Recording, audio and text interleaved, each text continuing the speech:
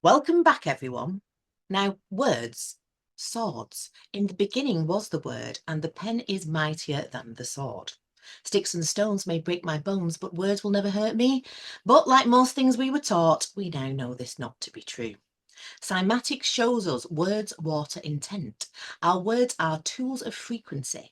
They can enslave or they can free us, just as our word is our bond, the James Bond, a man owned by the state, a piece of certificated state-sanctioned debt slavery, a living man who got a piece of paper instead of a brain. The straw man, the all caps name, the Capitus Maximus, the decapitation of us from our land, in Gael land, our bodies, the true body of the Christ, and the body of the land we place our souls upon, the souls of our right foot forward.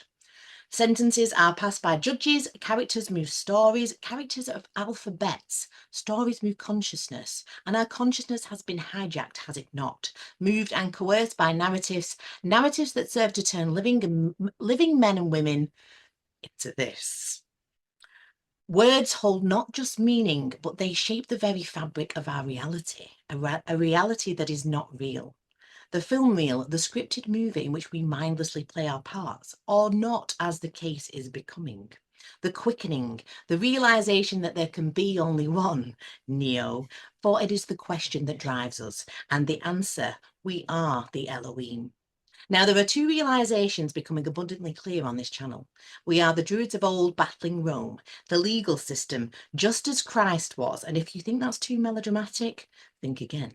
We are in the time of revelation, after all, the great reveal. And today we have no doubt one of those great minds of old walking amongst us, a man who now needs no introduction, Neil Bentley, back to whip us up with some word soup to decode the code and to shine light upon the construct, and a con it is, of this English language that we speak and both spell. Neil, you're back. Thank you. So what are we doing? Follow that if you can. I know I'm a good turn, but I go on too long. That's what my granddad used to say. But yes, I do like a good intro. And obviously, everyone knows my passion about etymology and about words. And as we've interviewed you, Steve, and many others, we know how important it is, and it absolutely fascinates me. So today, Neil, I think you have a real treat in store for us, don't you, in relation to decoding some of the spells and twicks of the Babylonian, misfits.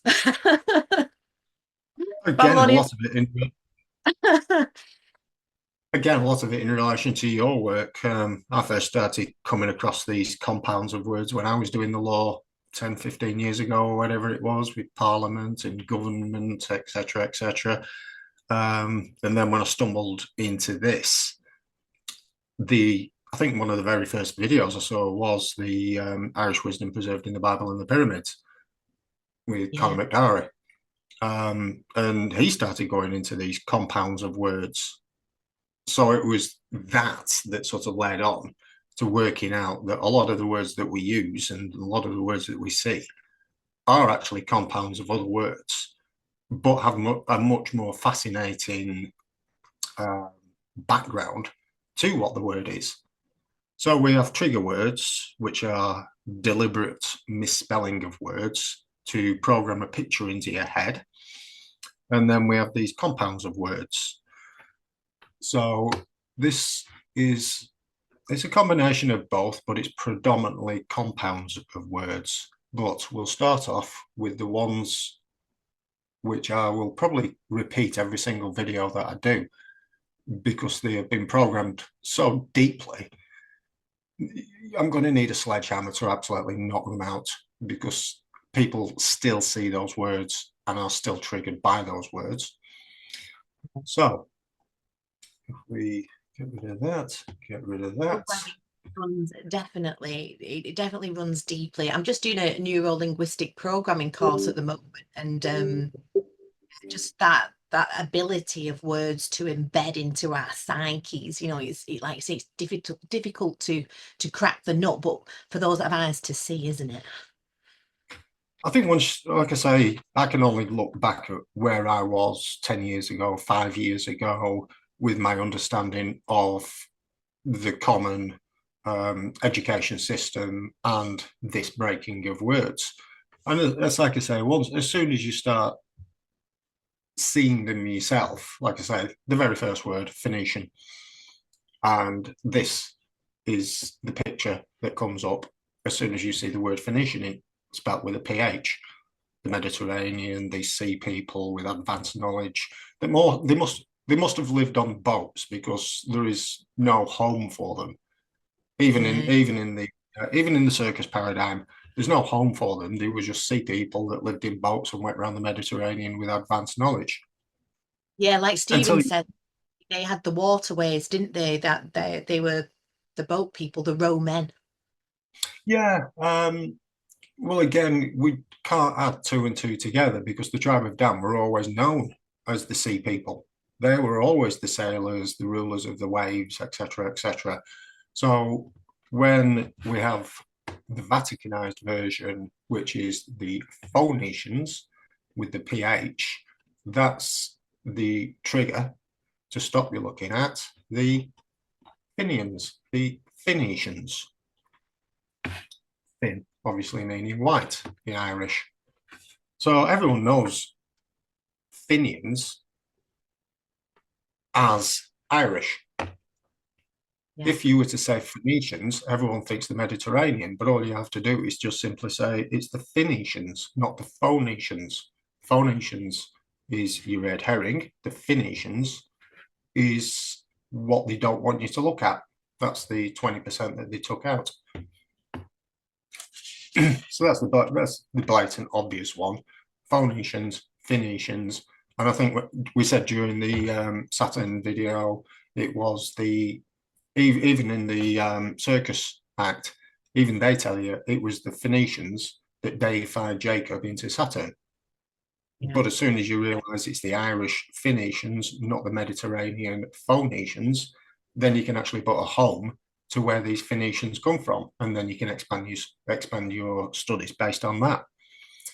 So again, we move on to the next obvious one.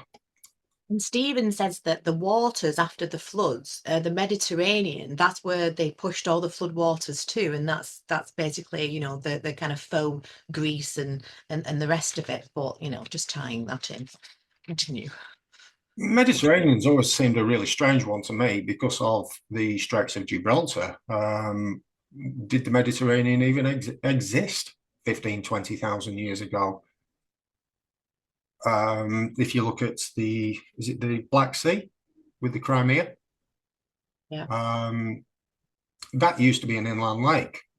And then when the sea levels rose, it then turned into a sea. It was connected to the Mediterranean. So what I'm saying is before the Great Flood, when the sea levels rose by 150 meters, was the Mediterranean just an inland sea and not connected to the Atlantic? Who knows?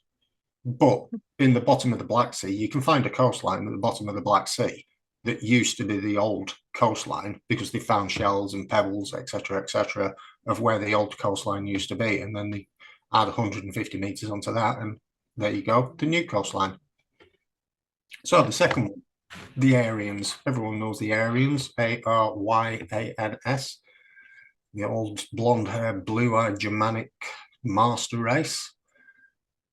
It always, it always confused me because Hitler was always apparently one of the main places he looked at was Tibet, which you can agree with because that was later on. But if you wanted to go right back to the earliest accounts of the Aryans, why don't you just look at air? If you want to find the blue-eyed master race called the Aryans, go and look at air. Yeah. So it was the Aryans who come from air. Who were the Aryans? Not difficult. Again, the bad one, the swastika. Everyone thinks of Hitler. As soon as they see the swastika, they start thinking bad things in Hitler, etc., etc. And as we should know by now, the swastika is only a sign for the black sun, Sirius. So those are a few trigger words. We'll get them out of the way. So let's go on to some compounds of words. Atlantis. So Atlantis, as you will find in Irish Wizard and Preserved in the Bible and Pyramids, is a compound of 3 Irish words, Atlantis. Well, you can automatically spot that the lan is land. You get that from also get that from Landan, Land of Dan, London. One of So my lan, favourite. yep. So this is where land comes from, where you go, oh, lan is land. So Atlantis. So you've automatically got the middle one as land. So you've got at and tis. At means great, tis means knowledge. So basically, Atlantis is a compound of 3 Irish words meaning great land of knowledge. Again, that's kind of a bit of a giveaway once you get to that bit. Similarly, if we were to look at Atlantis, as soon as you mention the word Atlantis, everyone will say, oh, well, Atlantis, that's beyond the Pillars of Hercules, quoting Plato, or misquoting Plato, like everybody does. Everyone also presumed that the Pillars of Hercules are at the Mediterranean, which they aren't. As we know by now, the Pillars of Hercules are Giant's Causeway in Ireland and Fingal's Cave in Scotland. And if you came down from the north, you would have to sail through the Pillars of Hercules to get to Tara, the capital of Atlantis. So, who was Hercules? If we go back to Irish wisdom preserved in the Bible and Pyramids, we find the word Hercules is a compound of 3 Irish words, Hercules. This translated, Hercules is translated into man of great strength, which fits in with the paradigm of who Hercules is. So who was Hercules? Hercules comes from one of the tribes of Israel. I believe it comes from, was it the tribe of Dan or the tribe of Judah? One or the other. I think it was the tribe of Dan. Either way, the tribe that Hercules comes from is Irish. So the character is based in Ireland. The name Hercules is 3 Irish words, and the Pillars of Hercules are in Ireland. So Hercules is Irish. And where did you say the Pillars of Ireland were again? Sorry, Neil. It's Southern Ireland, is it? The Pillars of Hercules. Mm. One of them is at Giant's Causeway. Causeway, sorry, yeah. With Finn McCool, and the other one is over at Fingal's Cave with Fingal. And apparently they used to stand there and just lob rocks at each other all day, like you would. I've been in a bar in Ireland called Finn McCool's. That's as close as I got to that tourist site.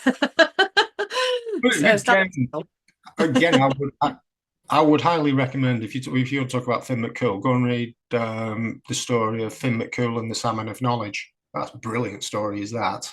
Or Usin. We need to do a video on all these ancient Irish stories because they're absolutely hysterical. I mean, when the Tuatha De Danann landed in Ireland and they were going to fight the first battle of Moytura against the Firbolg, the Tuatha's champion and the Firbolg's champion actually sat down before the battle and sort of like compared the weapons and talked about what rules they were going to fight by, etc., etc. Some great stories. I mean, they sit down and actually discuss this battle and what rules they're going to fight by before they have the battle. So that's it with stories, isn't it? Like what I was saying in the introduction, these stories of kind of, we've lost them, and it was the stories that moved our consciousness before they hijacked us. Absolutely. I mean, again, if you're going to do this subject, you have to go and study all these stories and learn who these characters are, because all of a sudden, a couple of years later, when you're over studying the Native Americans in North India, the North Indian Americans, all of a sudden you find a tribe called the tribe of Manannán, who happened to speak Gaelic, who had their god was a white-skinned, blonde-haired, blue-eyed European. And then all of a sudden, because you already know from your previous studies, the king of the Isle of Man was called King Manannán. who was tall, white skin, blonde hair, blue eyes. But he trained Lou. King Right. Manning trained Lou on the Isle of Man. So then it's this crossover between stories and reality. We know the Isle of Man's there. Even if you go to the Isle of Man, all you'll ever hear is about King Manning, but it'll all be, oh, this is myth, this is lore, this is legend. All right, well, explain how the tribe of Manning get to speak Gaelic and talk about a white-skinned, blonde-haired European that came and talked to them advanced knowledge then. Yeah. But if you didn't know that background to the story, what the Yeah. Indians would say wouldn't make any sense whatsoever. So again, there's quite a lot of crossover, but you have to learn the stories first. Here's a good one. Solomon. Sol, O, Mon. Sol is sun, O is on, Mon is mound. So Solomon, sun on the mound, which I would then speculate that as King Solomon built Solomon's temple, which is in Jerusalem, which means that Solomon's temple is in Edinburgh, and the only mound near Edinburgh is Arthur's Seat, the Mound of Cedars. So I would suggest Solomon, sun on the mound, is talking about the Mound of Cedars. Yeah. And again, just while we're passing through Solomon and Edinburgh, let's have a look at Jerusalem. I've been trying to get hold of that book, Behold Jerusalem, and it's like gold dust, but my friend Shane's just managed to get a copy and I was quite envious, really. And he's been sending me pictures like some kind of torment. And I was just like, I think it's it by Graham K. Griffiths that Stevens mentioned, because obviously Eden, the Garden of Eden would have been Eden, Edinburgh. Edin, for Edinburgh, yeah, exactly. And how the zodiac is imprinted into our landscape, of course. Well, actually, I found two. I found another decipher for this since I've been mentioned in the first one. Yeah. Sorry, I'm one slide too far then. When we're talking about Jerusalem, one of the deciphers is Jeru-se-lem, which literally translates to I see the light, which fits perfectly. But if you then, going back to what I keep saying, is there is no J in either ancient Hebrew or ancient Irish. If you were then to drop the J off Jerusalem, your word would then be Eru-Salem, and Eru is another name for God. Wow. So Eru-Salem would read as God, the light. But then to take it one step further, just to take it one step further, if you said Eru-Salem is God, the light, well, we already know that the light is this energy coming from Sirius. Yeah, yeah. So that Eru-Salem could also mean God of Sirius, God, the light of Sirius. Their God, because they're in the occult, their God is this energy, Sirius, this light that comes from Sirius. So this is their God. So Eru-Salem, God the light, would make perfect sense with this energy coming from Sirius. The sun behind the sun. And stay tuned, because I think Stephen's got a few thoughts on this. We were just talking off camera, weren't we, Neil? So this is a good plug. But on the and this is, you're hearing this first, exclusive. We are going to be going live with Neil and Stephen on the 7th of December on the channel at 6 p.m. Loads of people have been messaging me saying, could you ask Stephen this? Could you ask Neil this? So I thought, what a brilliant idea. So I'm super stoked, if I don't sound too American saying something stupid like that. But yeah, super excited for that. So stay tuned, guys. And you can get to ask your questions. That'd be amazing. I'm super nervous about that one. No, don't be. It's going to be right. Next one, Rome. Yes. My favourites. Again, you'll find this one in Irish Wisdom Preserved in the Bible and Pyramids. Rome, R-O-M-E, split into a compound of two Irish words, ro and om. Rome means heaven. Om means earth. I'll go back to what we were saying from the Sirius video, which again, when you start looking at Rome, we only presume that Rome only started taking place when Roman Christianity appeared. Well, it didn't. Rome existed a long, long time before it was ever Roman. In fact, like I say, in the circus paradigm, they keep telling us that Rome used to be pagan, and then it was about just about 400 AD, was it, that they converted to Roman Christianity? Well, basically what they're saying is there that pagan is British Christianity. This is why Rome is a compound of two Irish words. This is why Tiber is an Irish word. This is why some Sumer and Solumor are compounds of two Irish words. Everything about Rome is Ireland, because it used to be an Irish trading post before the Tuatha De Danann went back, stole British Christianity and converted it into Roman Christianity. Yep. We like this one. Kabbalah. And So, Kabbalah. If we go to Egypt, Ka, Ka, is the vessel that carries the soul. Ba is the soul. And like we found out last week in the Saturn video, La is the frequency of the soul. It's La being the seventh tone in the solfeggio scale, 639 hertz. yeah, that one blew my wig, didn't it? No. So just in the word Kabbalah, you have the carrier of the soul, and the tone of the soul. Yeah. And that's how it all gets wrapped up in the tree of life, the Kabbalah tree of life, which obviously comes from Druidic tree worship. Tree of life, the spine of Albion, again, all links back in, doesn't it, to what we're finding out with Steve? It all comes back to Britain. It all started from Britain and then just got mixed up and plagiarized and thrown out into Disneyland. This is one of the first ones I actually found, to be honest with you, and this opened the key to so many other things. Satan, the jackal, say, the tan, the jackal. And since when we've then gone on to tannis and tanims and tanils and tan, meaning jackals, multiples of, and I should really say that this goes on to what even Joe Rogan was on about. Have you seen the latest spat with Joe Rogan? No, I can't say I have. It's actually quite funny. The dragon one. He's a dragon believer. I think you mentioned, I think you might have mentioned it to me, Neil, but I've not seen it. No, I've not seen it.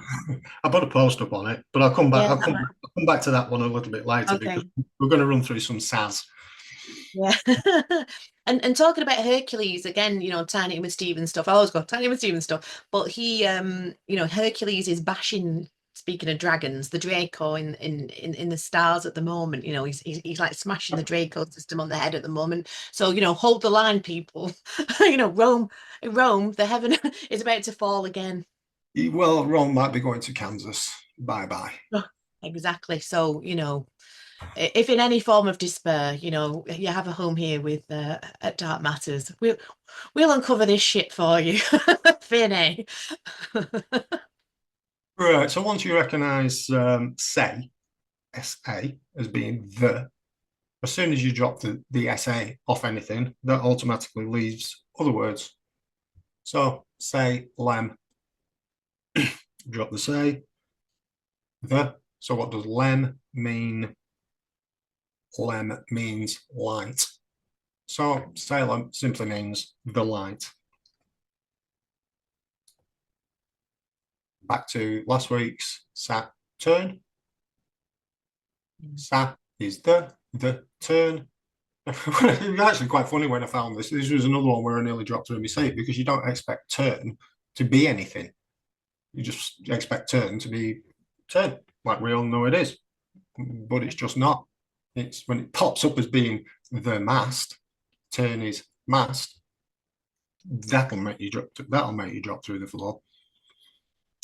So we've got sailing. It's this frequency that's coming from Saturn, whatever that's doing.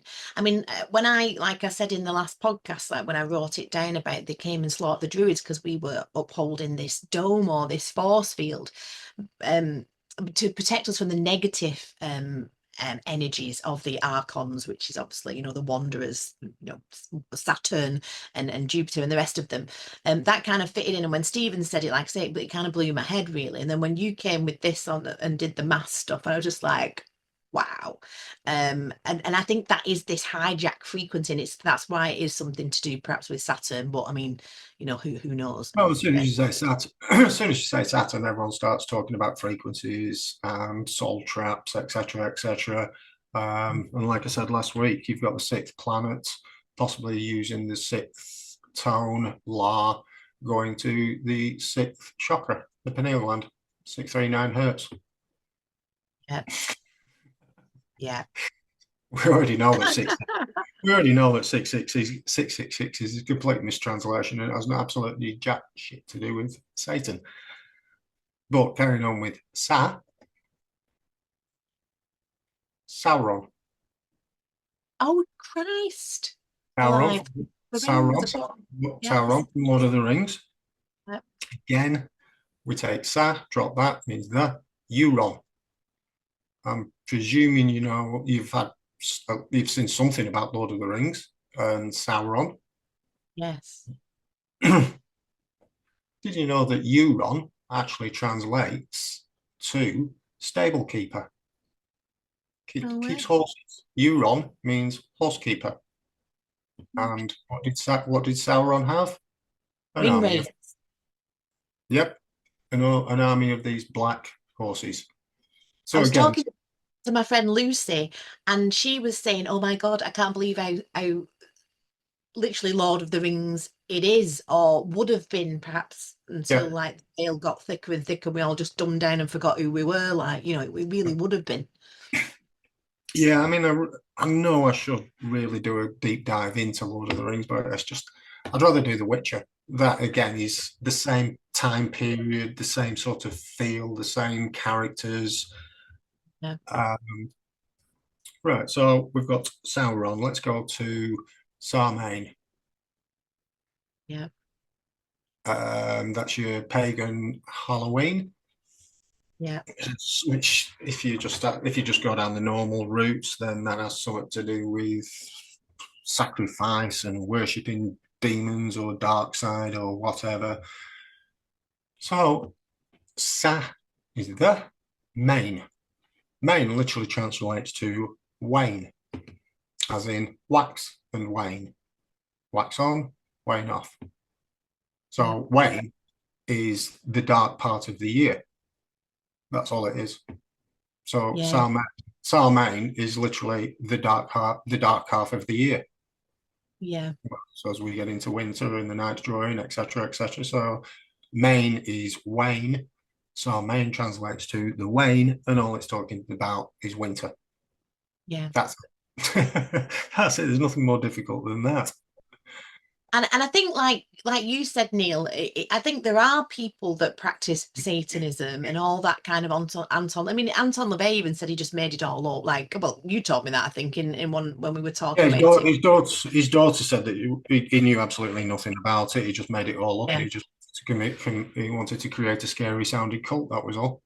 Yeah, and I think that like we know with the as we've coined it, you've coined it really, not me, but Disney Vaticanized timelines. There are people that do practice that, and there are people that are worshipping Satan and doing really dark, awful, looking horrible things. But as we're discovering, it's not the full picture by any means.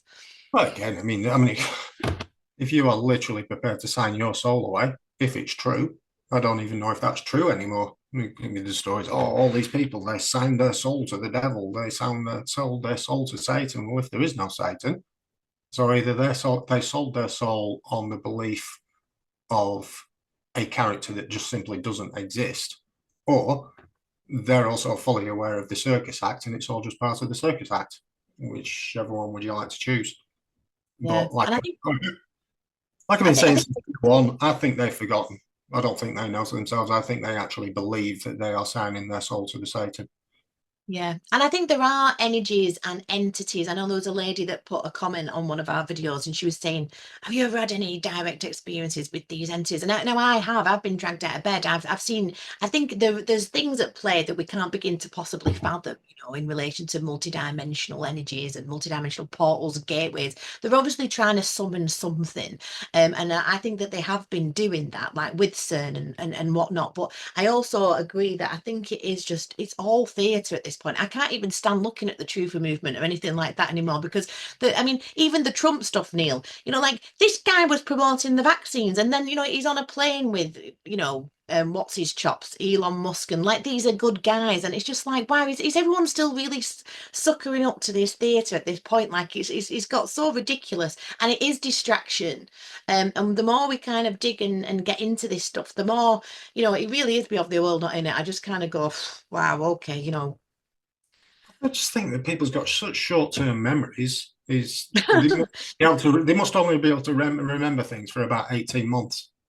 That's about Right, the go, long of it. shan't we? Hang on a minute, go for a little swim. Well, again, like What's we the were new talking about before, it's like we were talking about before when I said you have a certain crop of researchers, and then once they get married and have kids, and then their kids are coming through, and then that's the next crop of researchers, and they all do exactly the same thing without ever sort of moving on. So basically, they are trapped within the circus paradigm, which is also difficult to step outside of, because if you've been studying something for the last 5 or 10 years and you've got hundreds and hundreds of hours of knowing exactly what Satanism is, etc., then all of a sudden someone comes along and goes, something, the foundation of your entire theory is complete rubbish, a bit like Jason and the Archaics.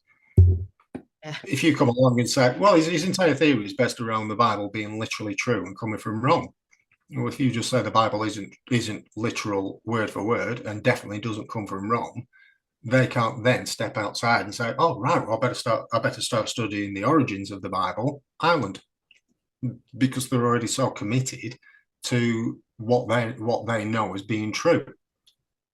Yeah. Right, this is the one that I was dedicating to Joe Rogan, Sauron, Saurian. Back to dragons. I'm sure he watches the show, Neil. And if he doesn't, I'm sure we'll catch on soon. Come on, Joe. Get with the program. Well, if I just keep saying dragons, maybe the YouTube will pick up on dragons and then say something. What was it? What were them stupid women called? The View, is it? When she was calling Joe Rogan out because they were trying to slag Joe Rogan off and basically make him look stupid. And one of these stupid women on The View was saying, well, he believes in dragons. He thinks dragons were real. And then it flipped back to Joe Rogan's side, and he's going, well, all I did was say, are they real? Could they have been real? Could they have existed at the same time as man? That's all he was asking. So Yeah. I think, again, we went back to tannins and tannims. I mean, dragons are actually named in the Bible. Yeah. And Stephen will say there's a petrified dragon that's linked to obviously the Great Bear Arthur, the seat, up in Scotland as well. So again, there's a few actually, because if you like, I keep going about the Mud Fossil University. He's actually gone and got some of the. He's been to these places. He's got rocks from these places, and he's had these rocks genetically tested, and found out that yes, they were animals. Yeah. These mountains that we're looking at, yes, they are remnants of what's left of an animal. Yeah. I'm gonna contact him. I keep saying I will. I've just wrote it down again as a note to self spell. Yeah, great bloke. But Yeah. the translation of the word saurin, Yeah. the urine means golden. So basically, Saurian dragon is basically the golden dragon. Oh. There you go, Joe. Some more evidence for you. Awesome. Again, when you start being able to spot these, this was brilliant. I mean, I've been looking at this word my entire life and I've never seen it. But then as soon as you see it, you can't unsee it. Yeah. And then Okay. dragons are always kind of, not always, but depicted often as guarding gateways, and they're sat on gold, aren't they? Like it's in the Hobbit films, isn't it, where the dragons like protecting all this gold and all these riches and stuff, and they kind of have to go and defeat it, etc. And I think Again, it's quite symbolic of the gateway and the gold of alchemy, like, you know, lead to gold. Again, dragons kind of represent, you know, because we know that, again, it's astrotheological, anatomical, allegorical, and it also happens, you know, like mind blown, but that they represent that alchemical spiritual ascension, for want of a better word, I suppose. yeah, I mean, everywhere you're looking, Lord of the Rings, The Witcher, whatever, dragons always existed. Every culture around the planet talks about dragons. They have the words for dragons embedded within the languages. Like I explained last time, where that woman had been studying a dinosaur bone, which was supposed to be 100 million years old, which turned out to be 30,000 years old because she found blood vessels inside it. We've got people like Mud Fossil University who has actually been to these places, taken a rock and had it genetically tested and found out, yes, it was an animal. So I would say that anyone saying that, trying to laugh at the subject, the onus is back on you to prove all these things wrong now. There's so much evidence there that, I mean, I always try and judge it that if I took these two arguments into court, which one would win? Yeah, exactly. If I went in and said, yes, dinosaurs and dragons lived 30,000 years ago, and you had an archaeologist was arguing that they lived 100 million years ago, if I put those two cases side by side in a court of law now, I guarantee you the 30,000 year old dragons would win. Yeah. Because there is no evidence for a 100 million year old dragon. Yeah. It's amazing what's been hidden from us, isn't it? Oh, absolutely. But this is why I find it so fascinating. Just to, like this, I can never look at this word again. Viking. Hit us. Hit me. Okay. So we going back on my education. I keep trying to say our education. Yeah. We know that the Tuatha De Dan and the tribe of Dan are mega important, stupidly important in world history and how they like playing with names. I also need to do a video that's I've probably got 50 names for the Tuatha De Dan, but one of the names they called themselves was the Kings. They called themselves the Judges and they called themselves the Kings. Now we'll find this everywhere. So if we look at this word, Viking, the Vikings came from Denmark, which is Dan-mark, the mark of Dan. They were the sea people. They were the tall, big, blue-haired, blonde-haired, fighting sea people, master race, etc., etc. So if we drop the word king and leaves us Vi, as we know from the Isle of Lewis, the V and the W are interchangeable. So if we change the V to a W and end up with Y kings, Y is German for we. So all of a sudden, Vikings turns into we kings. And the kings were the Tuatha De Danann, the tribe of Dan. So they literally called themselves the kings. Vikings, we kings. That's And I how think you they get called the shepherd kings of the Anu, weren't they, as well, apparently? the Dragon Lords of Anu. They were called the Dragon Lords of Anu and the 13th Order of the Dragon. So there you go, two more dragons thrown in there. Yeah. Which, as we've said, you know, again and again and again, the city of Luhdan is surrounded by the 13 dragons, isn't, aren't they? Dragon statues. Yeah. So once you Awesome. understand that the tribe of Dan call themselves the kings, the leaders, whatever, let's go and have a look at Sardinia. Always wanted to go there, Neil. Yeah, well, this is where all the giant graveyard, the giants' graves and the giant caves, and it's totally related to everything about Sardinia is about giants. So let's have a look at the word Sardinia. There you go. That's one of the giant tombs on Sardinia. And they Wow. said they found skeletons between 9 and 12 foot tall, etc., etc. And again, this is all related back to the kings. So if you take Yeah.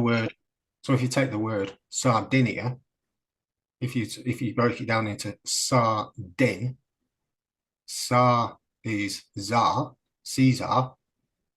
Yeah. Caesar is leader or king. So you got Tsar Din here, Dania, Tsar Dan. Sardinia just basically breaks down to Tsar Dan, Caesar Dan, King Dan. Sardinia can be read as King Dan. Sneaky little monkeys, they get everywhere, don't they, Neil? Well, They again, get it. if you start saying this Tsar, Caesar, Tsar, well, you also Yeah. know that the Russians were called the Tsars, Yeah. and then Tsar, if you just translate that word to king, that's where the two authors were, because they called themselves the king. And then if you match it in with Tsar and the double-headed eagle of the tribe of Dan, you just have these markers all over the place. And like I say, once you've built up enough markers in the same place to the same people, it's a bit difficult to argue against it. Yeah. Agreed. So, you know what's coming next? Well, we've got London, land Dan, land of Dan, Lon Don. As I said, if you went back, it was 16 vowels, no consonants. So London would have just been London, and Lun, as we found out from Atlantis, Lun is land, Don is always Dan, land of Dan. That's it. Nothing more difficult than that. London is land of Dan, or Ludonium, as Yeah. the Romans try and Latinize it to be. But it's just simple. I just see it every time I see that word now. It's land of Dan. And they called, like in the Godfather films, they were called like Dons, weren't they, as well? Yeah. Yeah. And And then you've again, got the dog father, you know, Vati dog can, oh no, can dog, Vati Papa, the dog father, the godfather, the Don. yep. It's always to do with either Dan. Like I say, everything all goes back to either Ireland or Sirius. Yeah. If you start off with the answer being Ireland or Sirius, you probably answer 90% of the questions that you've got. Yeah, yeah. So while we're in Britain, let's stick with Britain.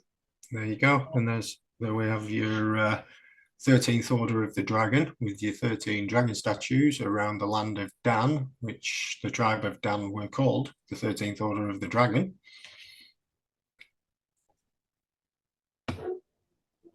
Ingolland and Scotland.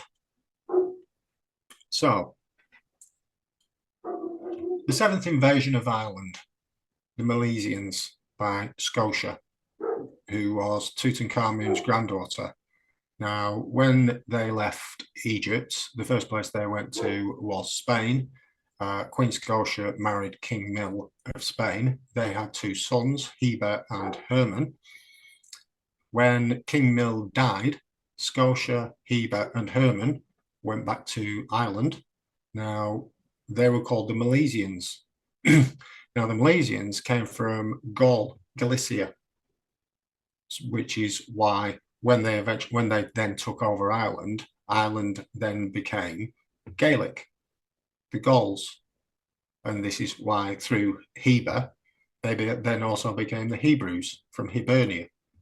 Yeah. So this is how they sort of gave their names to the countries, to the places within Britain. So if we start off with England, break that down into in Gaul land, the land of the Gauls, in Gaul land.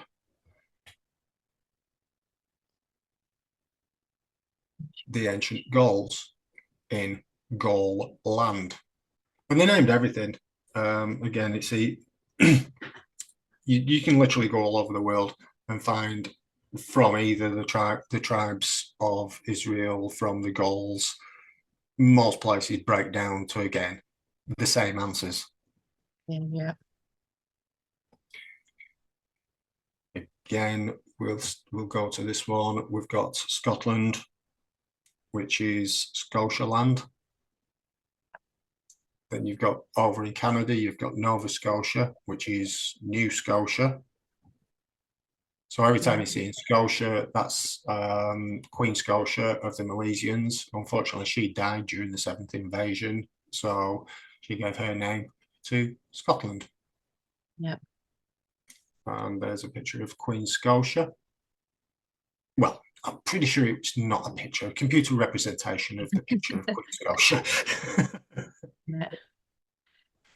So again, they're telling us all like that it's over there in like Egypt, Rome, all those kind of things, and distracting from the fact that it's all based over here. Well, this is what made it quite easy for them, because some of it was based in Egypt. Like the mystery school and whatnot. Well, everything got perfected in Egypt. It actually got created in Ireland. Yeah.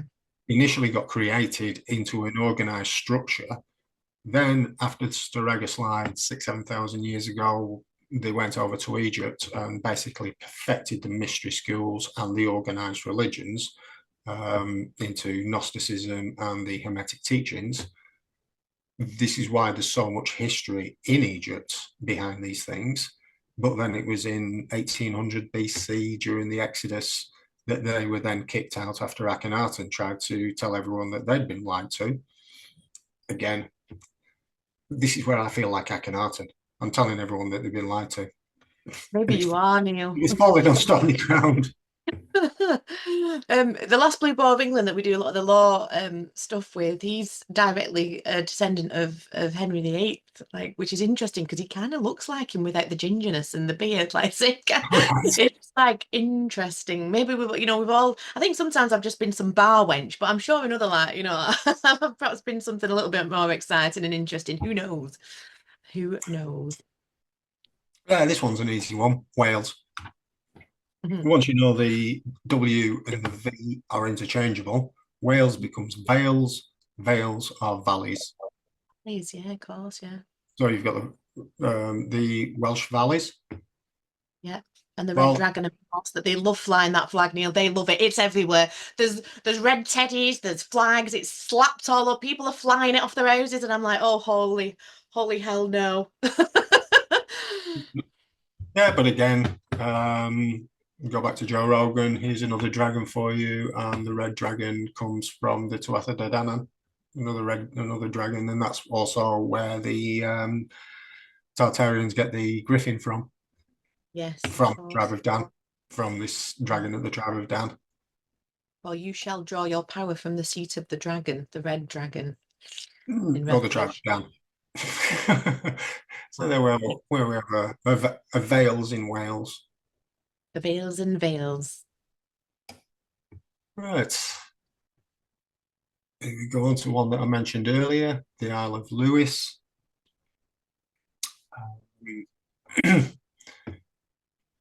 The Isle of Lewis is where the Levi's come from.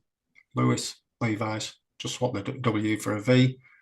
The Levi's were one of the tribes of Israel, and apparently the Levi's were one of the most important tribes because they were the protectors of the tabernacle on the Isle of Lewis, which is why I keep now trying to somehow tie Mary MacLeod and the Clan MacLeod and the Isle of Lewis and Shine Not Burn, etc., etc. It's all connected. I just haven't found the link yet. That's why I sneakily put it in the intro, Neil, for you, about there can be only one and the quickening. I know you probably picked up on it, and I did because we're nerds. But if I was thinking, what is Carly like going on about? And then obviously you get the Neo, isn't it? The one. It's all linked into characters. Yeah, well, this is where that's the Highlander, the Mary MacLeod, the Clan MacLeod. I am immortal, but then it turns out that Trump's mother is called MacLeod, who comes from Lewis, and the Levi's were the protectors of the tabernacle. And then if you go and look at Trump, there is some connection to the tribes and some magical power going on with Trump. So I know it's all connected. I've not quite nailed it just yet, but the Isle of Lewis. Oh, sorry, go on. I was just going to say the Isle of Lewis is where the Levi's come from. Yeah, Interesting. And then I mean, me and John talked about it, and the live is up on my channel, I think. Oh, it might be on John's channel when we had a chat. Oh no, sorry, no, it was Ants, me and Ant on Stellify. I do apologise, it wasn't John Cooper. So you're Sorry, on with John next John. week. And we talked about Trump being a time traveler and all those kind of theories, which is super interesting if you've not looked into it, you know, and it might be a bit too much for people, but we know it's about time. The time's a big, huge player, and time obviously linked to Father Time, to Saturn, to the mast, and there's something magical going on. We've all got this you know, magi, we are all the magi, and that's what I'm trying to say to people. You know, we are the Elohim. Stop having people telling you who you are, what you think, what you do, who you are, if you're a Buddhist or you're a Hindu. It's all construct. They created all that stuff, not to offend anybody, you know, have your faith, but you know, just remember where it kind of roots from. Just upset a load of Yeah, people there. When I was talking, I was going, yeah, shut up, Carly. You just offended pretty much most of the world. Well done, me. I do apologise. Don't mean to I would offend take them. that. I would take that on one stage further, actually, because when I first Go on, Neil. started, again, when Trump was around the first in 2016, 2015, 2016, when he was running for that election, everyone again was talking about these books 8 years ago. Yeah. But the books are about Baron Trump and his adventures in the underworld, and then Baron Trump being the last president of America. No, yes, it all has to be connected to time travel, etc., because these books were printed in 1886. So they were printed 140 years ago, and they're basically predicting everything that's happening today. But the main character in all those books is Trump's son, Baron. Yeah, that's right. Yeah. So everyone's looking at Trump, Don, because Don shows up in the book as being Baron's guide. Oh, Don. When Baron goes to the underworld, Baron Trump's adventures in the underworld, which doesn't get as much notice as what the last president does, his guide in the underworld is called Don. Yep, yes, that's right. Yep, of So I course. think this time thing has more to do with Baron Trump than it has Donald Trump. So if anyone's looking at that, I'd look more closely at Baron, and especially as this time, Baron's just gone into politics, hasn't he? Has he? Right. Okay. Yeah, he's followed his dad into politics, and it just happens, which I pissed myself laughing at. He was on telly, stood next to Don a couple of weeks ago. He's about 6'8", 6'9". He's absolutely massive. He's a Nephilim. Yeah. No, that's interesting. I didn't realize. Nephilim. Oh, I mean, like I say, I've stopped paying that much attention to it all. I mean, you pay enough, don't you? Because it's just hilarious. But wow, yeah, I didn't realize that. I didn't realize he was kind of that large. Yeah, he's gone into politics, and all of a sudden he sprung up in the last couple of years. He was just a bit smaller than Trump, and then all of a sudden you've got pictures of him now, and he's sort of about 6'8", 6'9" tall, something like that. He's just out and out Nephilim. Yeah. Welcome to the fall of New Mercia, you know. So, Aryans. Sumerians. Now, I know everyone likes to get involved with the Anunnaki and Nibiru, and they landed in Sumeria, etc., which is so easily to disprove. So we'll just talk about the word Sumeria, Sumerians, Sumerian. Sumer is an Irish word for sun. Aryan is another word for someone that comes from air. So the sun worshipping Aryans were the Sumerians. Yeah. And that picture there, Neil, is like they call it the plumed. Is it the plumed or feathered serpent? Don't they call that? I'm not sure what character they call that. The plume serpent is Quetzalcoatl from the Aztecs in South America. I'm not sure what is it Enki or Enlil, this one? Yeah. And I know the pine cone is all to do with the third eye and the pineal gland, etc. But again, a lot of these pictures are your Disneyland characters. You might as well have a picture of Mickey Mouse there. There's nothing happened in Mesopotamia. Yes, people lived in Mesopotamia. Yes, there were buildings and great buildings, and it had some ancient history in Mesopotamia that goes back thousands of years. But these Sumerians are Irish. And again, if you start looking at the Sumerians and the sons of Anu, the sons of Anu being the Tuatha De Danann that landed on a mountain in Ireland one night, but they've converted it into the sons of Anu with the Anunnaki that landed in a mountain in Sumeria one night. Well, yes, they did land in Sumeria, Ireland. Sumerians. Yeah. Yeah. So the Sumerians from Sumer, Aryan, Newgrange. Yeah. Right, which one we're looking at here? Bulgarians. So if we look at the word Bulgarian, I mean, the Bulgarian Empire used to be quite big. So if you look at the word Bulgarian, yep. The name for Bulgaria comes from a bend in the river called the Bulge. So it's the Bulge Aryans, the Aryans from the land of the Bulge, Bulgarians. That's simple. It's one again. It's as soon as you know that Bulgaria is named from a bend in the river. So there's your Bulge. So your Bulge Aryans, the Bulgarians. Again, I think you know this one. Yep. The Barbarians. This Yep. comes from Conan, the Barbarians. Yeah, yeah. Where are we up to? 24. Right, so Barbar. Barbar simply means beard in Irish. Yeah. So the Barbarians is the bearded Aryans. And if you then you could actually take that one step further, because the barbarians are the bearded Aryans. So you have Conan, who just happens to be an Irish sun god. So you have Conan, the Irish sun god, the bearded Aryan, Conan the barbarian.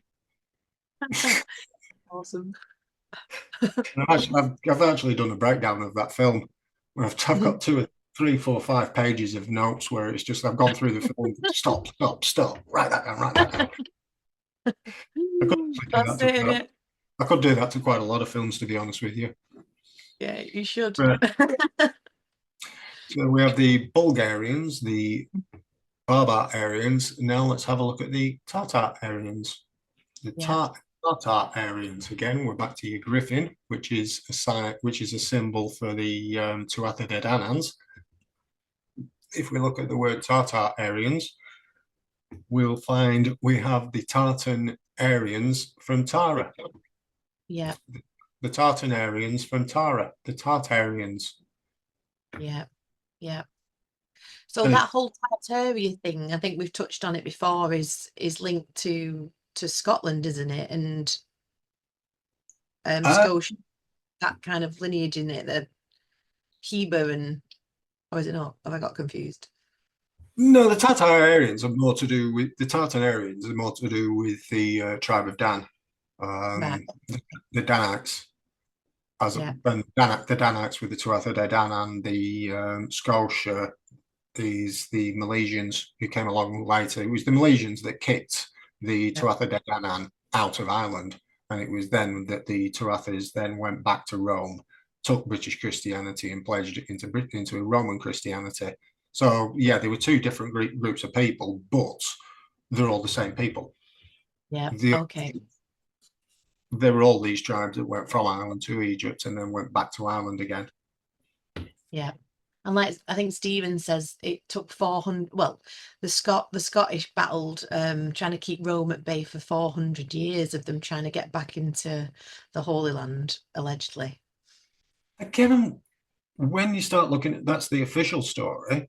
I've read many accounts that Britain and the British Empire was at least as big as the Roman Empire round about that same time, around about the 2,000 years ago to 400 AD. Around that time, Britain was at least as big as the Roman Empire.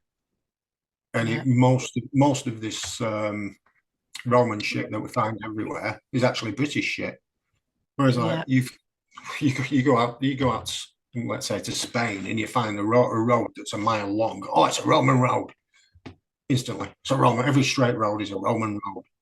Yeah. Well, apparently, if you look back through the history book, most of this Roman stuff is actually just, again, like everything, plagiarized and stolen from Britain. Most of these things actually came from Britain, and they were just plagiarized by Rome. Yeah.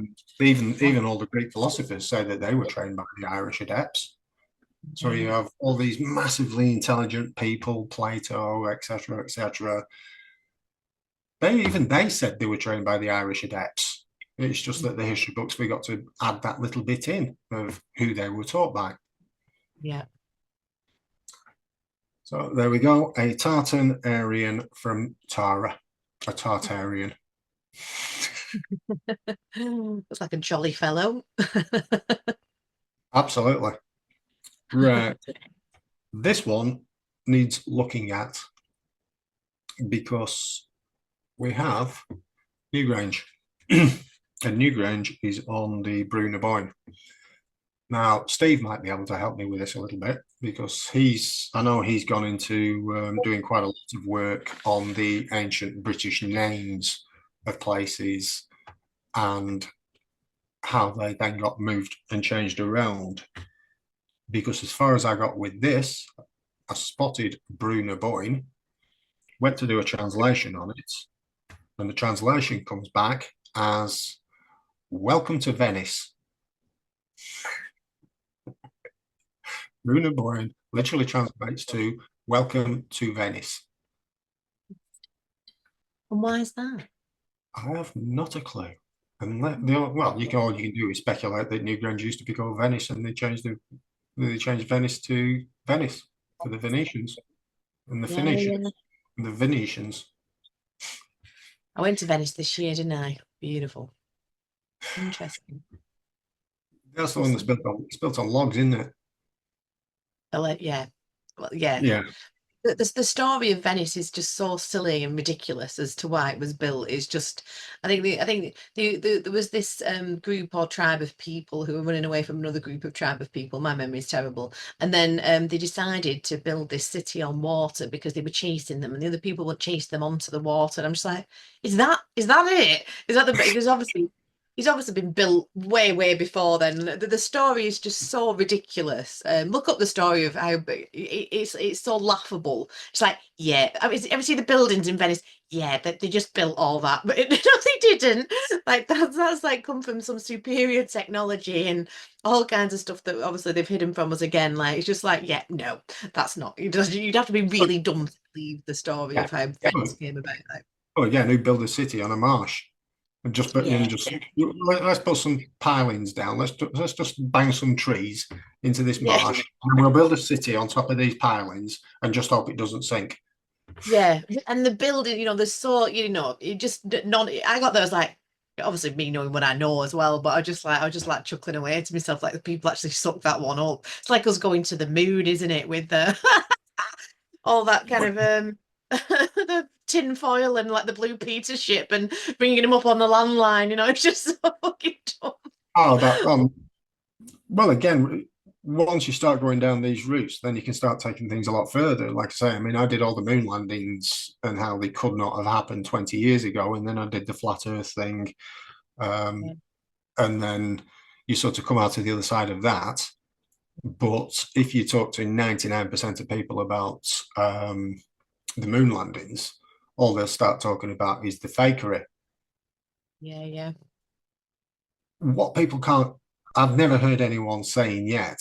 I mean, I've heard one or two people scratch onto the surface, but when you start looking at the vacuum of space, 10 to the minus 8 tour vacuum of the low Earth's orbit and 10 to the minus 16 tour of the vacuum of space, well, NASA built a vacuum chamber to test spacesuits in the low Earth's orbit, which is 10 to the minus 8 tour. They built a vacuum chamber, and the walls had to be 8 foot thick of concrete and 12 inches thick of stainless steel to withstand 10 to the minus 8 tour and 1 bar vacuum. Well, apparently the ISS is up there right now with 10 to the minus 8 tour on one side, 1 bar on the other side, and 3 millimeters of aluminium. Not happening, is it? Well, as like I say, they needed 8 foot of concrete and 12 inches of stainless steel, but the ISS does it with 3 millimeters of aluminium, and that's only 10 to the -8 torr. If you look at the vacuum of space, which is supposed to be 10 to the -16 torr, 10 to the -16 is 100 million times greater than 10 to the -8 torr. Because 10 to the -8 only has 8 zeros, 10 to the -16 has 16 zeros, which is 100 million times greater. So to actually go into space, you would need a space rocket that has a wall of 800 million foot thick of concrete. I know. It's You just so need concrete from here to the moon to protect you from. I'm curious. Which again, well, that's why I keep coming back to the space can't be a vacuum, because nothing, absolutely nothing could exist in a 10 to the -16 torr vacuum. Literally nothing, which is why I keep coming back to Velikovsky's work and saying the entire universe is just an electric universe. It can't be.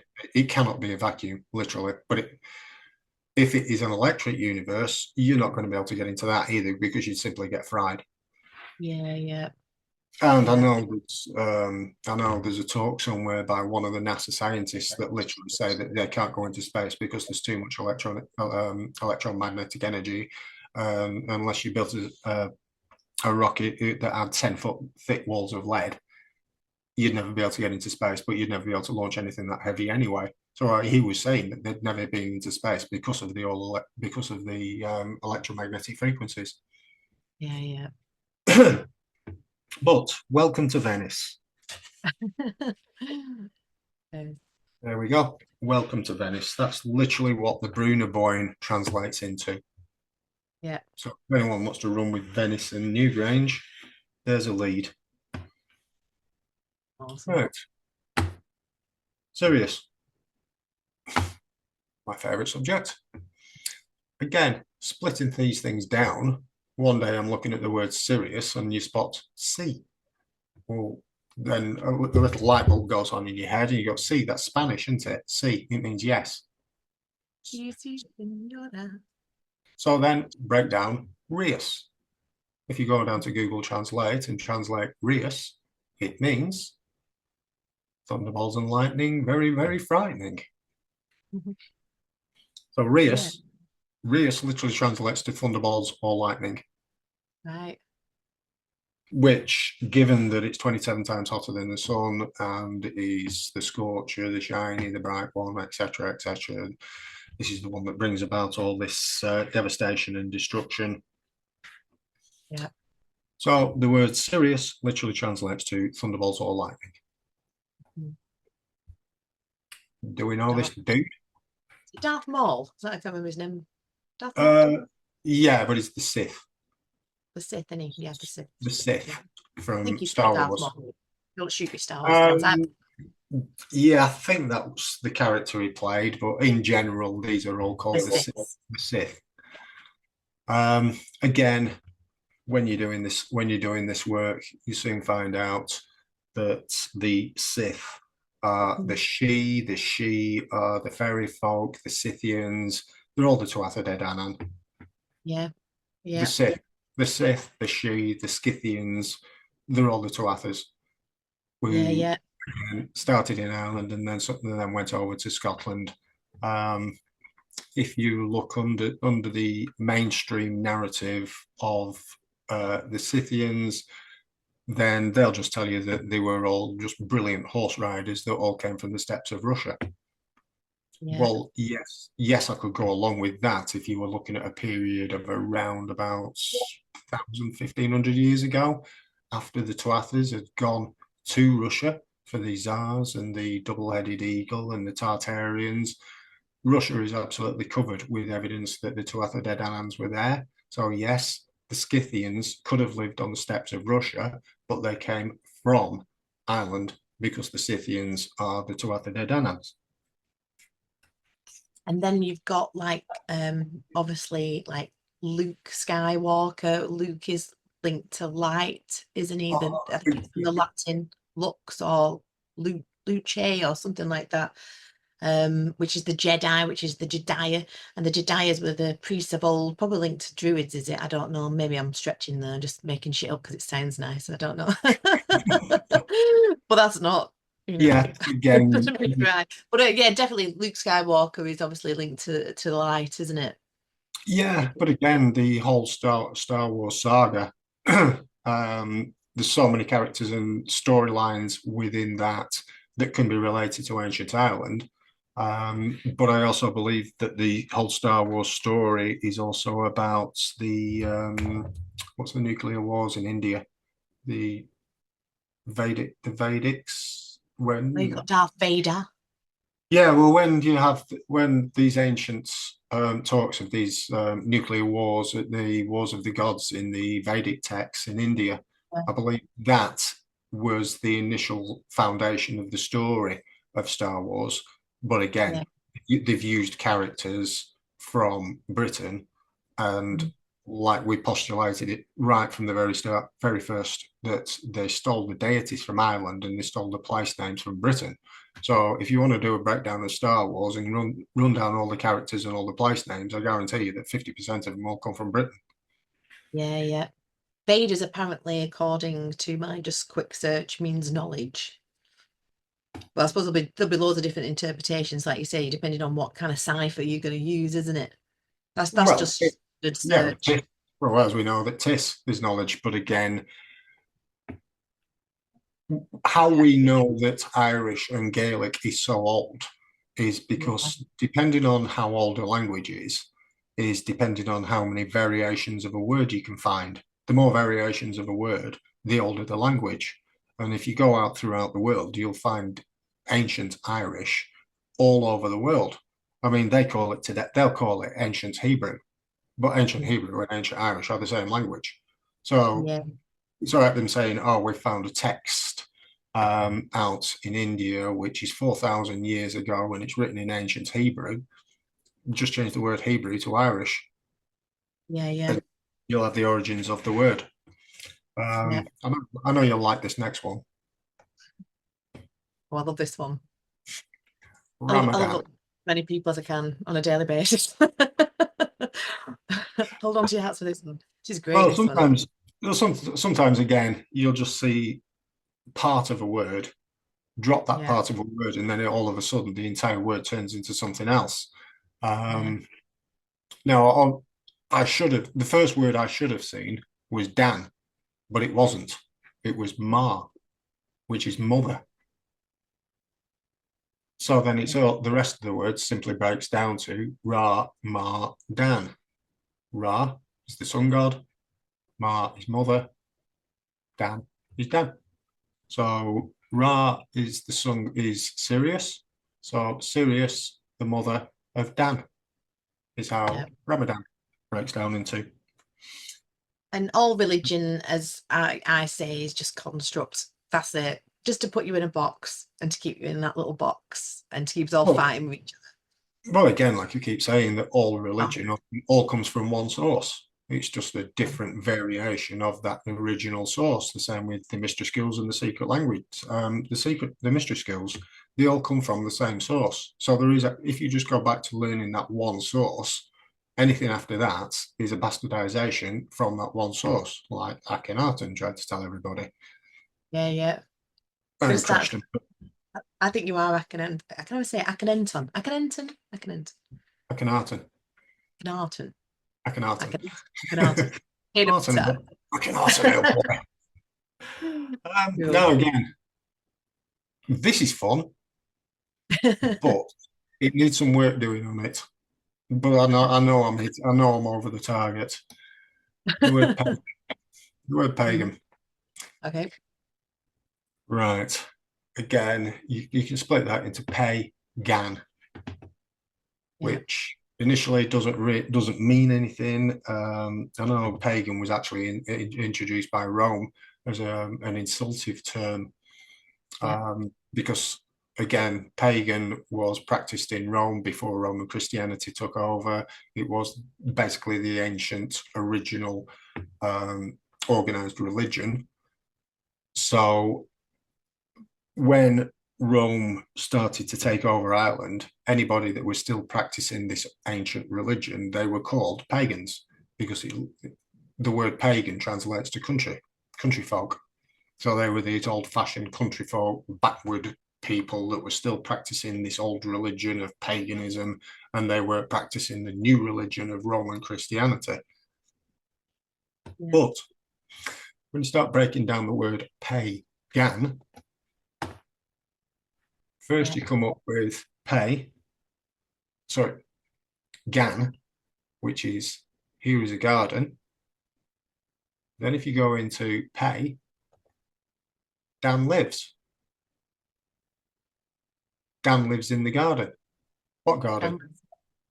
Well, Dan, as soon as you say Dan, you've got to say Tuatha De Danann. So we're straight back to Ireland. Yeah. What gardens do we know about? The only one that anyone it's either the Garden of Eden or the Hanging Gardens of Babylon. So if Dan lives in a garden, you've got to presume that that's Eden, which you have then got to presume that that's Ireland. Yeah, yeah. So pagan literally translates to Dan lives in a garden. Wow. You can carry on with that one. Again, another favourite one coming from Hoe Hill, Satan in Yorkshire. Yeah. Down home. Back of hell, Yorkshire, Babylon, original Babylon. Yeah, God's country. No, it's got to be Right. widely God's country, because everywhere you look in Yorkshire, you find historical holy places or references or connections. So the very simple one, down home, right next to Hoe Hill, which is actually Satan in the Bible. Down means hill, home means holy. So down home or dun home literally translates to holy hill. And then this is what, I don't know if anyone can see that, you probably can't. What I'll do is I'll put this image up, actually. I'll download it, and this is out of the book Behold Jerusalem that like I say, my friend Shane keeps teasing me with the images out of it, and that's the Lamb of God holding the cross, carrying the cross, which literally imprints over Yorkshire as well. That zodiac sign of Aries. It's super cool. I'll put the image up as well. Again, isn't that in William Blake's Jerusalem, where the Lamb of God walked on England's smoky streets or something, however it goes? Yeah. I think that is definitely part of it. I shall not cease from fight until we bring back God to this green land. Something like that as well. Quoting that really, was that William Blake? Oh, that is the same thing. Jerusalem, isn't it? Or Jerusalem. Yeah, it's from Jerusalem. We will build Jerusalem on England's green and pastured lands. And then a bit further along, it says something like the Holy Lamb of God walked on England's smoky cobbled streets. Something along those lines. I should know it's in my talk, the law of the law. I should know that. I quote it and say it. I'm perimenopausal, forgive me. Apparently, forgetting stuff is a sign of a higher mind. I was talking to a friend of mine, I won't mention his name, but he's a profiler, and he's done it for 20 years to a very high degree. I was like, do you do serial killers and stuff like that? I think even that's a bit of a myth, I think, because they're the serial killers, and they go, look, there's all these serial, anyway, leaving that aside. But yeah, apparently, like, it means you've got like a higher kind of book mind if you kind of forget all the other stuff.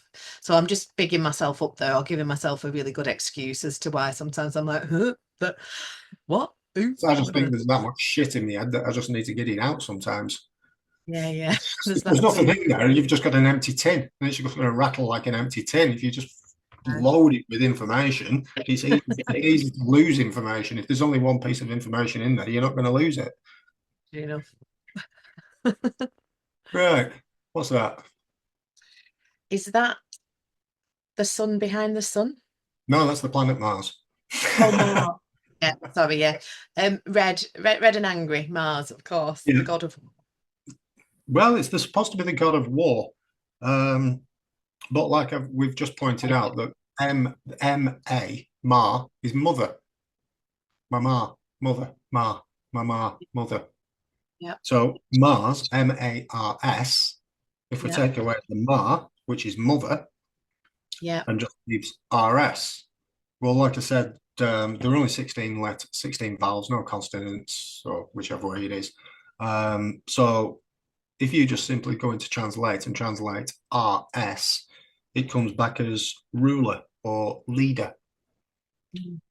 So the word Mars, Mars, literally translates to the mother ruler or the mother leader. Yeah.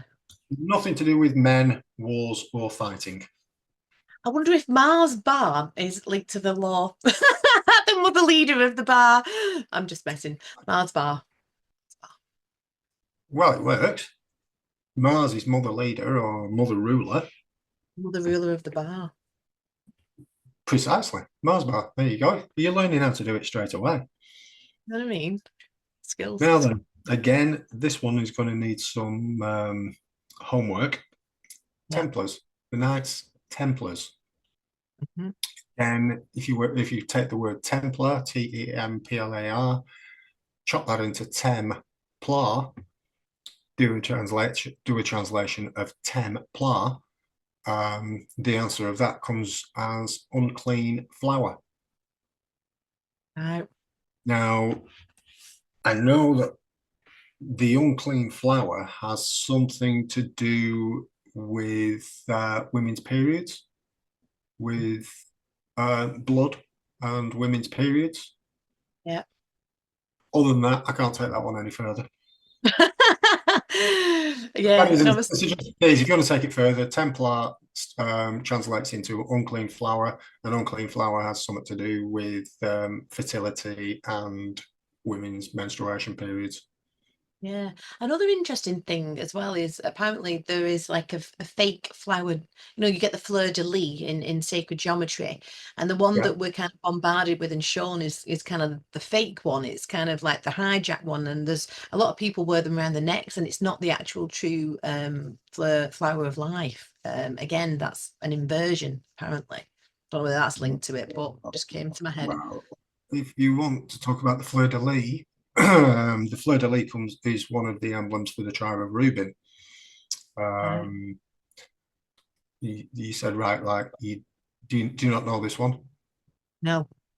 Okay. Tribe of Reuben, one of the 12 tribes of Israel. One of the other sons is Joseph. Joseph in his amazing Technicolor Dreamcoat. Well, his wife was Rachel. Now, Rachel couldn't have any children. Yeah. And no matter how she tried, she wanted children. So then she could add to the 12 tribes and all the rest of it. But she couldn't have any children. So Reuben came along and gave her a mandrake flower, which then enabled her to have two kids. One was Manasseh, the other one was, I've lost it. She had two sons. One was Manasseh. I can't remember who the other one was. But because it was Reuben who gave Rachel the mandrake flower just happens to look like the fleur-de-lis. So this is how the symbol of the fleur-de-lis then became the emblem of the tribe of Reuben. So that's where your modern day symbol of the fleur-de-lis comes from. It comes from because it looks like the mandrake flower, and that's the story behind the mandrake flower. Oh, interesting. And obviously, that's where your fleur-de-lis comes. That's where your fleur-de-lis comes from. Again, when you start looking at channels like Flat Earth British or Archaics, and they'll all be telling you that it's some energy weapon from the past that is taken in pictorial form. It's like, really? No, it's just a flower. It's nothing more complicated than that. It's a mandrake flower. And also, I can actually confirm that because I've talked to Bruce Dickinson from Iron Maiden. He went into he's just done an album called is it the Mandrake or the Mandrake Man or the Mandrake Flower or something. He's just done an album called the Mandrake, and it's all to do with that. Wow. Yeah, he knows. Bruce knows. They all do because I mean I also talked to him about the record and the album The Seventh Son. Ah, right, I of made course. I made them the seventh son. So that's the seventh son is Sirius, the seventh heavenly star. And Jimmy Savile was the seventh son of a seventh son, isn't it? Apparently that's quite a magical. If you are the seventh son of a seventh son, it's in The Witcher as well. Or it might have been the Wheel of Time. I think it was the Wheel of Time. The Wheel of Time. It holds a strong magical property, doesn't it? Yeah, well, the seventh son is Sirius. Yes, brilliant. Yeah. Yeah, and Jimmy Savile was from Yorkshire, which came up from the mouth of hell, and all what would have been classed as old Well, again, Babylon. he's just a modern day psychotic Danite. Like I Exactly. said, when he started off, when You when it started off 7,000-8,000 years ago, when it was in its true form, pure form, when with Lou and all the rest of them, then it was in its pure form, and it's just been bastardized and bastardized. They've been doing that much interbreeding to make sure that they keep this bloodline pure. Is that they're just all psychotic nutcases now? yeah, yeah. Again, Iris, and it's Yeah. called Iris deliberately because if we flip the word Iris, we get the word Siri. Yeah. And Siri is Sirius, and another name for Sirius is the Eye of Providence. Yeah, of course. And then So they've got that bit like an Alexa, isn't it, called Siri? You ask it questions, you can ask tell it it to questions and it knows the answers. But then again, we find Siri and Iris. These, like I keep saying, is absolutely everywhere. Once you know how to decode it, then you can yeah, actually. It is literally doing the they live glasses, because once you see yeah, it, you can't stop seeing it. It literally.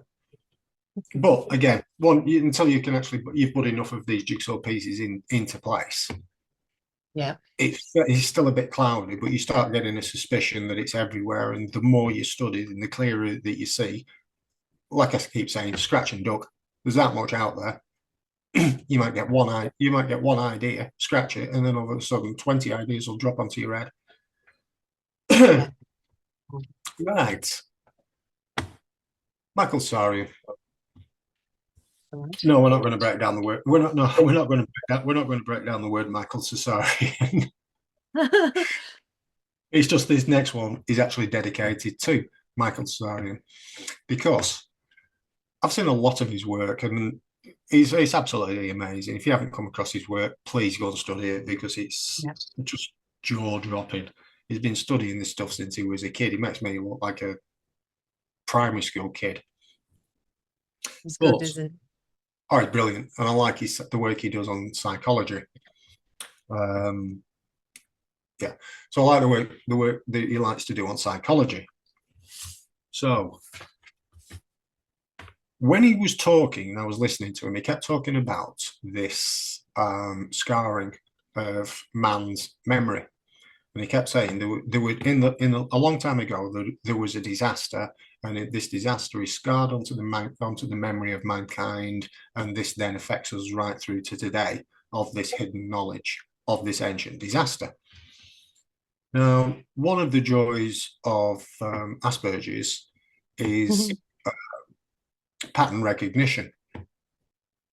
Yeah. I spent months, if not years, going through Michael's videos, and every single time he talked about this ancient apocalypse, he always described it as a disaster. Mhm.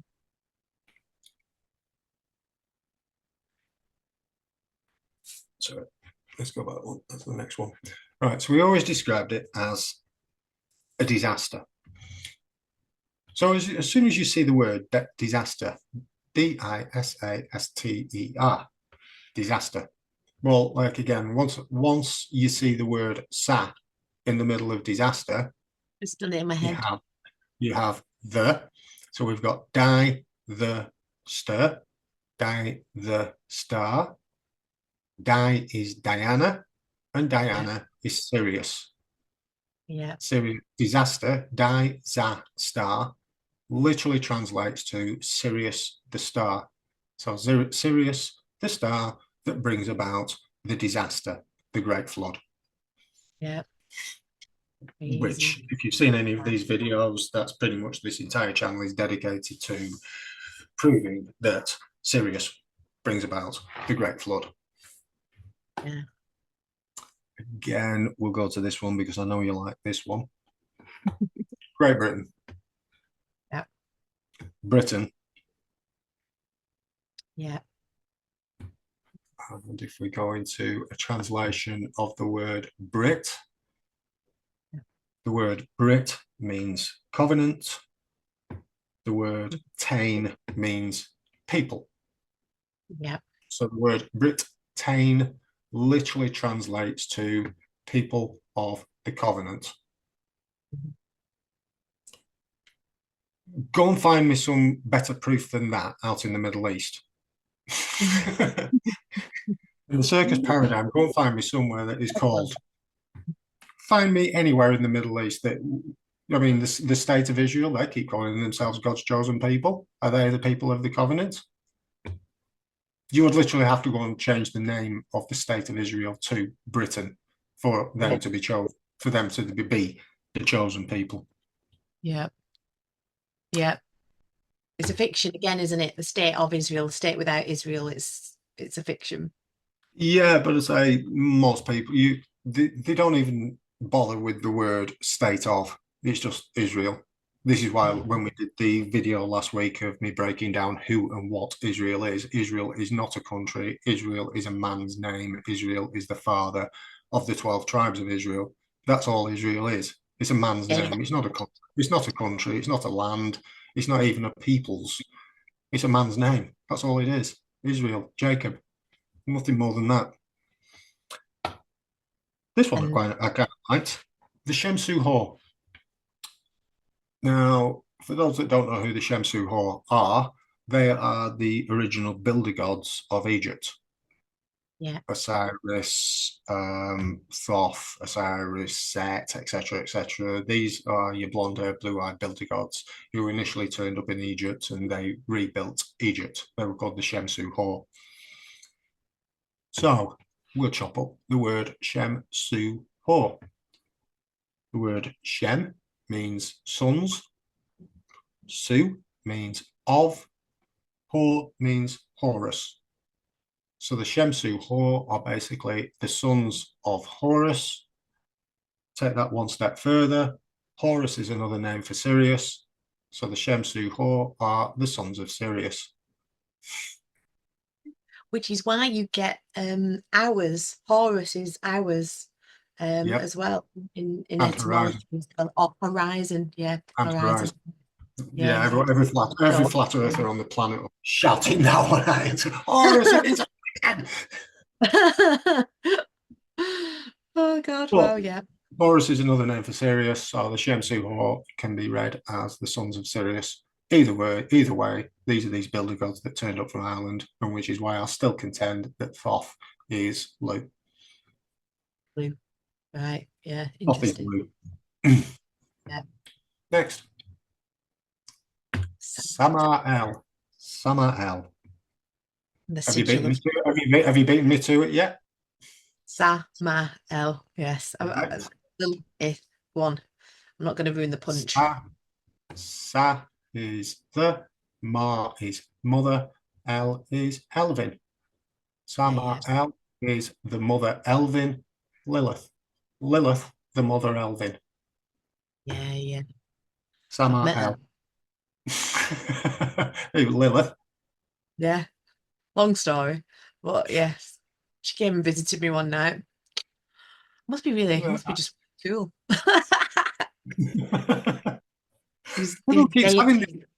Everyone keeps having these stories about meetings with spirits and interdimensional things, and mine's just like complete blank, nothing.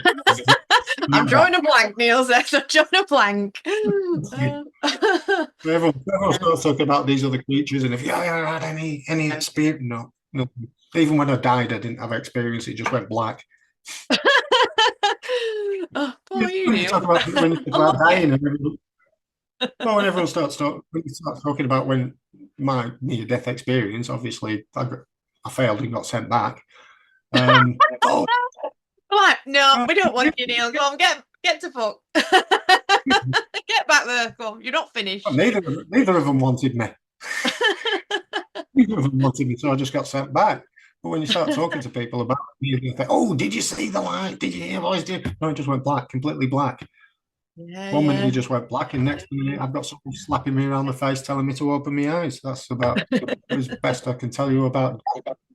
And the less you say Other about than the your fact Only joking. Whoever any else exes, just a joke. I don't know you are.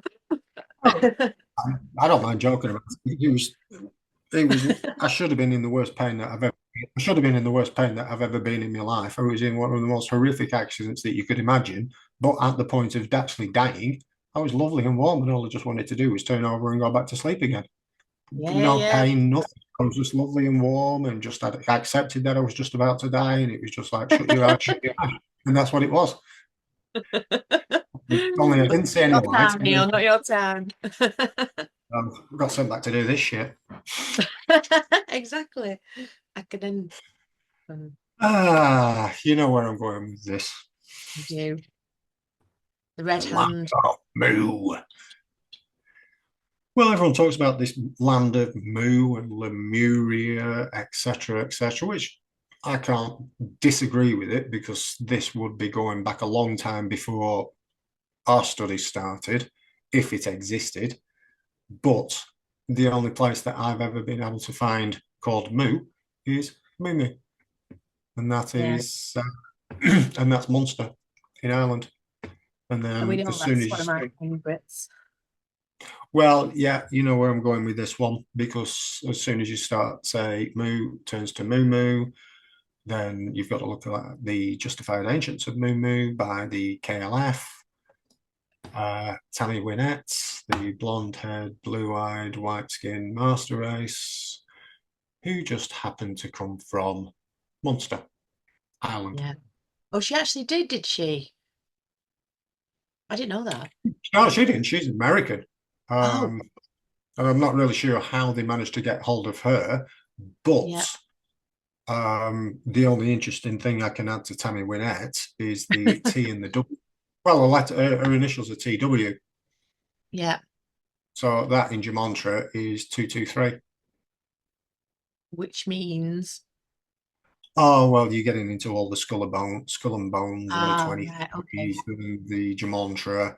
Yeah. Like I say, they don't use a zero, so the T is 20, drop the zero, W is 23. So Tammy Wynette literally is Yeah. the number 223. And I was having this conversation with Stephen the other day, and it, all the news stories, these music videos, all these things, all this theatre, like you say, with Donald Trump and the Don, and it's all there to show us exactly kind of, it's just a big code, and it's being flashed at us like that, and all the news they all mean something that's going on in the heavens as well. It's just, and then we're going to just be doing more and more of this. So you'll see the channel. We were just chatting, weren't we? Like, I don't like to say it's got a theme, but it's got a flow, and it's going in one direction at the moment because what else can I do, because I don't want to do anything else, because it's just, yeah, it's just so fascinating and interlinked. It will flow and flow and flow until we've all had enough of each other, maybe. But I can't see that ever happening, can you? I don't think we're ever going to run out of material because, like I say, No. it's an Olympic-sized swimming. It's an Olympic-sized swimming pool full of cherries, and there's about 6 of us in it.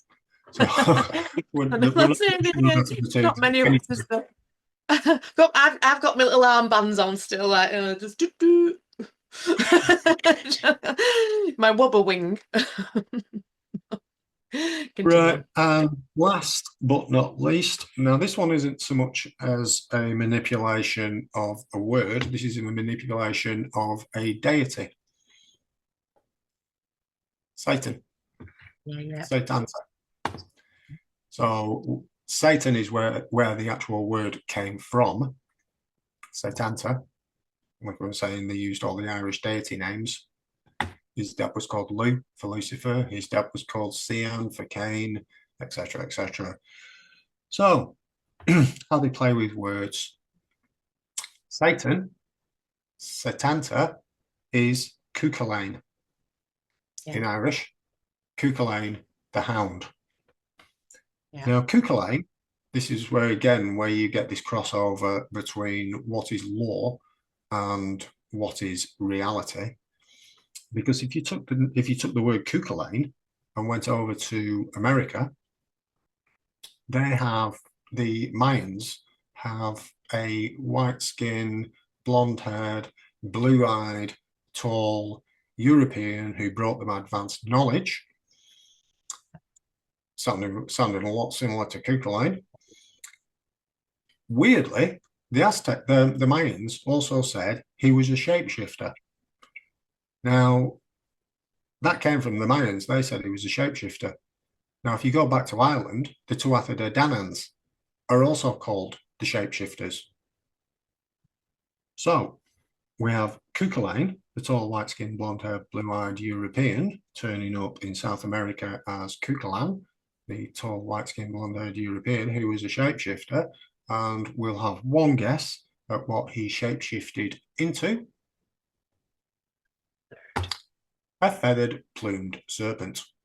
Yeah, so there's that plumed serpent. Yeah, link. it's back to your plumed serpent. And the Mayans took the plumed serpent from the much older Aztecs. Yeah. So both the Mayans and the Aztecs worshipped Quetzalcoatl, who happened to be Cuchulainn, who happens to be Cuchulainn, who happens to be Satan, Satanta. Yeah, yeah. Wow. So Quetzalcoatl is Satan. Yeah. Wow.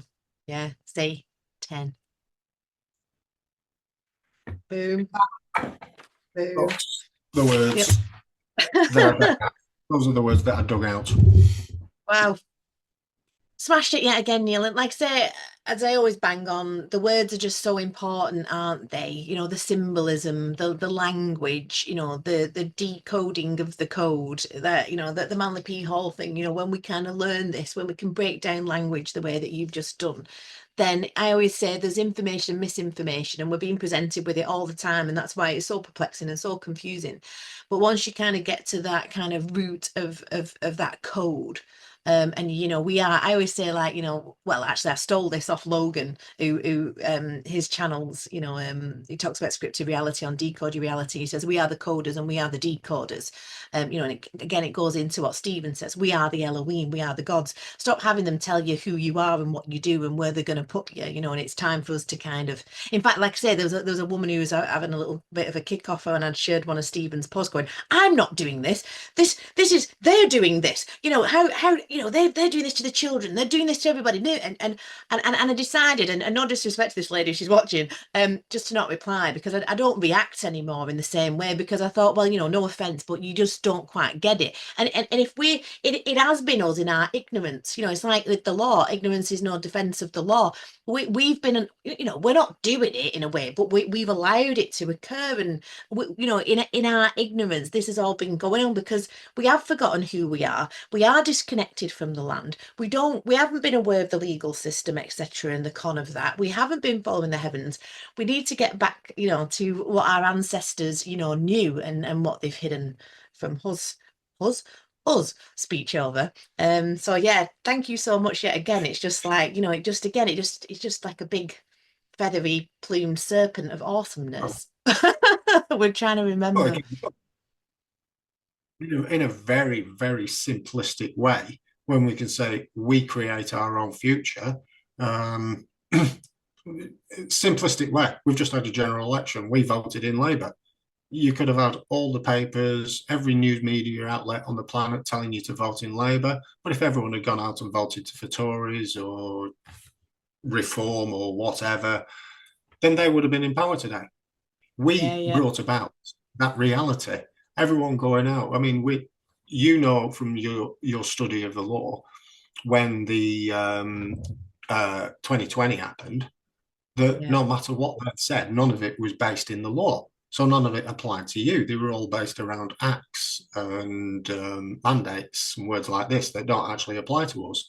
So when you're watching all this news coming out going, it's mandated that you have to wear a mask. Well, the only people that brought about masks are the people that wore masks. Yeah, exactly. So we are, They brought about their own reality, if you will, by their actions. If, like you say, one of the biggest words, what was it? And the world stood up and said no, end of chat, and it ended. I think that was exactly. one of the memes. The world said no, everyone stood up, said no, and the pandemic was over. Yeah, the whole And then thing. And you've just, you've, yeah, the Danish government have just said, haven't they, that they've literally just said it in their open parliament. Oh yeah, it was a massive psyop organised by NATO. It's like, and still, it's yeah, willful ignorance at that point, isn't it? If you kind of still literally not wanting to look at it, it is us that's doing it. And this victim savior template, Trump's coming, Elon. No, they are not coming to help you. The only people that can do it is us on the ground, us, or we are the power, and that's the one thing that they really don't want us to remember. We are the solution, the solution. And I stole that from Stephen, very good one. But but again, I I've mean, actually, how can we predict if if we're not studying if we're not studying what's happening today? How can we predict the future? I mean, how could I was saying 12, 18 months ago that Trump would get voted in, he'd be rolled in on a red carpet, he'd be brought in like a god, because the previous government, Biden, in the last 4 years, I say they do it deliberately. I'm thinking the Conservative Party deliberately ran the country down because they knew that they wanted Labour in power. I would say that Kamala Harris was chosen to deliberately throw that election to make sure that Trump was brought in, because no sane person on the planet would run an election like the way the Democrats ran the election. That was just a gravy train. yeah, yeah. You can't And say we don't. that she made. Go on, sorry. Oh, sorry, go on. No, I was just saying, and again, an X in a box means you're illiterate. You're not voting these people in. It's the United Kingdom, limited jurisdiction. It's their jurisdiction. And like I've always said, what is a mandate? It's when two men go out for a curry. It doesn't apply to living men and women. Try telling them that. I mean, it is literally lawless out there at the moment, but we can just keep, all we can, like say, it's as simple as just saying no. I mean, we're going to be doing like the status correction changes and all this kind of stuff. And it is all about intent. And these things do work under the UCC, the commercial code. It's commerce. And commerce, as we know, is, in scripture, the devil's work. Lucifer, Lundan, Ludan, the city of Ludan, Lundan, etc., and so forth. Je suis, I am. That it's the power's always been with us, and we've just forgotten. We've just forgotten who we are, which is why, again, with the work that Stephen does and the work that you do and the stuff that I do, if you, like I say, we're all these druids of old battling Rome, and Rome is falling. They're going down. So all we can keep doing is keep on keeping on, as I say. But you don't vote these people in. That's why they call it the opinion polls. And do you remember they used to call it the opinion polls? Do you remember they've dropped that word now? Again, they don't want to give too many clues away because it's an opinion of a slave. Your opinion, they can listen to it, but they don't have to follow it. So you just voted in a CEO of a company, which CEO of the same it's the same company. It's the illusion of freedom and choice that they give us.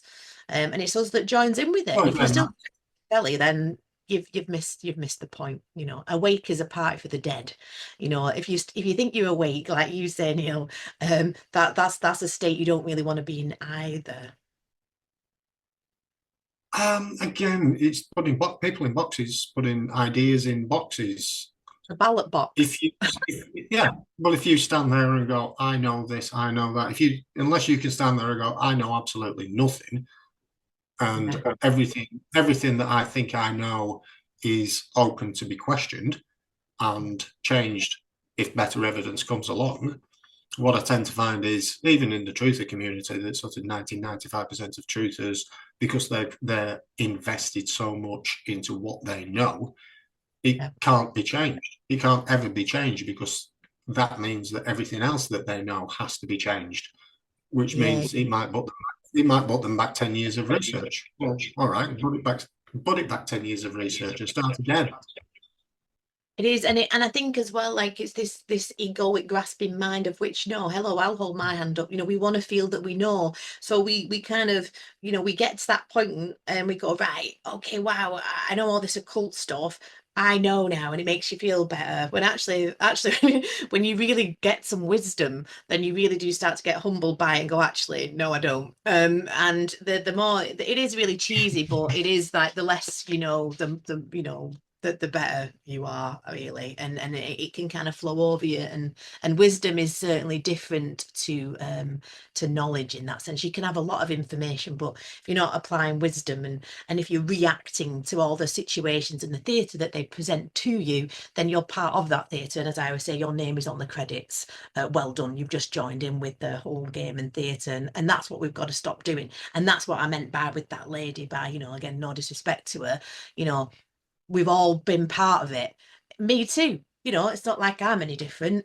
So, you know, and it's the more we remove ourselves from their constructs and boxes, and like I said, there's a very powerful word in the English language, that no. No, everyone should that word. No. And Just no. it actually takes it actually takes so much courage to use that with such a small word. But it takes so much courage just to say, just to look someone in the face and go, no. No.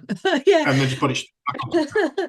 And they say, don't they, you'll know who your friends are when you start saying no to people, you know, if people are kind of vamping off you, or you know what I mean? As soon as you start saying no, and get some strong boundaries, folks. And it's the same with, you know, like I say, we've got to start looking to the heavens. We've got to start getting this knowledge back. That's where the true power lies, not just staring at the theatre and joining in with it and shouting it, you know, and jumping up and down about it. I mean, what were they there was something on Facebook that they were protesting again now, and there was a petition, and I'm just like, oh, for God's sake, like, you know what I mean? It ain't going to change anything. Petition means to beg. Protest, you know, you're just slaves begging for, you know, for your masters not to do it. You know, it ain't going to work. You know, we expose and we highlight, and you know, we know thyself, and then yeah, we can do the law, and we can do constitutional law. They're a bunch of treasonous bastards, and we can get to the facts of the case, like, you know, that's all part of it. Like Stephen says, if you understand in the heavens, and you understanding that the bar is in the heavens, as it's, you know, in those lower realms, you're on the Argo Navis, you're on the ships, and you're going to get, if you've had the jibby jabbies and you're going along with it, then you're going into Hades, you're going back to the underworld. Whereas really we want to be, you know, on the land, under the North Celestial Pole, as Stephen would say, like knowing this stuff and integrating it, doing what our ancestors did, and then we're really starting to, you know, get somewhere, I believe. Or you might, you know, think we're talking shite, which is absolutely your prerogative too. So there we go. Turn me off. Don't really. Subscribe, like, if you like, want to share. if you want to be a citizen on their ship, be my guest. Exactly. And on that note, people, again, Neil will be back. And again, do keep an eye out for the live on the 7th of December, where you can come and ask Neil questions in real time. And Stephen and I've got some questions too, and it's just gonna be fun. So that will be good. And I have set up where you can join the channel now as a member and get exclusive content. So I'll plug that. It just helps us carry on doing what we do, because, you know, we don't earn what's earning. Again, it's dead language. So it all helps if you can join. Please do join. If not, just like and share and subscribe. That helps us out. And lots of love to everybody. Neil, amazing again, mind blown. And yeah, we'll see you next time. Cheers.